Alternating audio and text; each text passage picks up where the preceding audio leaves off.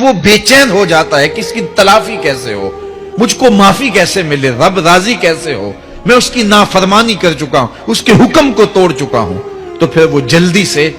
اللہ جل شانہ کو راضی کرنے کی کوشش کرتا ہے اور توبہ کی دہلیز پہ آ کے کھڑا ہو جاتا ہے۔ اور بندہ جب توبہ کرتا ہے تو اللہ تعالیٰ جل شانہ یہ نہیں دیکھتا اس نے جرم کیا کیا ہے، اللہ دیکھتا یہ میری دہلیز پہ آ گیا ہے، توبہ کے ایک آنسو سے اللہ پچھلے سارے گناہ معاف فرما دیتا ہے۔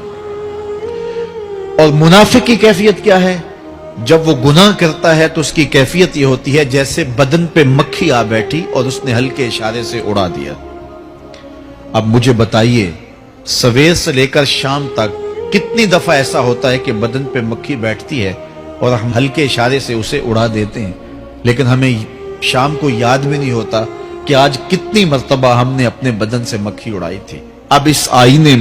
میں اور آپ اپنے آپ کو دیکھ سکتے ہیں کہ ہم کہاں کھڑے ہیں۔ سویر سے لے کر شام تک کتنے گناہ کیے، شام کو سوتے ہوئے دماغ پر دل پر کوئی بوجھ نہیں ہوتا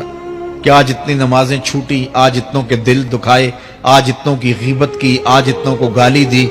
آج اتنا حق غصب کیا، آج اتنا ٹیکس چوری کیا، آج اتنی رشوت لی، آج اتنی زیادتیاں کی، آج اتنا جھوٹ بولا۔ سویر سے لے کر شام تک اتنا کچھ ہوا، لیکن شام کو چین سے سو گئے، آرام کی نیند سو گئے، کوئی دماغ کے اوپر بوجھ ہی نہیں ہے، کوئی دل کے اوپر بوجھ ہی نہیں ہے کہ ہم نے اتنے گناہ کیے آج سارا دن میں۔ تو اگر یہ کیفیت ہے تو پھر یہ نفاق اندر اتر گیا ہے اور اچھی طرح رچ بس گیا ہے۔ لیکن اگر زندگی میں کبھی کوئی خطا، کوئی غلطی سرزد ہوتی ہے تو اس کا بوجھ، اس کی ندامت بے چین کر دیتی ہے، زندگی کا لف و نشر غیر مرتب ہو جاتا ہے، جینا مشکل ہو جاتا ہے، تباہ پہ بوجھ ہوتا ہے۔ تو پھر اللہ کا شکر ادا کریں اور اس کے حضور رجوع کریں۔ اگر وہ کیفیت ہے پھر اللہ سے توبہ کریں اس بات کی کہ ہمارے اندر نفاق اتر گیا اور ہمارے من ستھرے نہیں رہے، گناہ پر گناہ کرنے کے باوجود بھی ہمیں کوئی فرق نہیں پڑتا۔ ایک حدیث میں آتا ہے جب کوئی شخص گناہ کرتا ہے تو گناہ کرنے کی وجہ سے اس کے دل پر ایک سیاہ نقطہ لگ جاتا ہے، اگر وہ فوراً توبہ کر لے تو وہ نقطہ مٹ جاتا ہے اور دل شفاف ہو جاتا ہے، لیکن اگر وہ توبہ فوراً نہیں کرتا تو نقطے کے ساتھ ایک نقطہ دوسرے گناہ سے پھر بڑھ جاتا ہے، حتیٰ کہ وہ پھیلتا رہتا ہے اور گناہ ہوتے جاتے ہیں۔ ایک وقت ایسا آتا ہے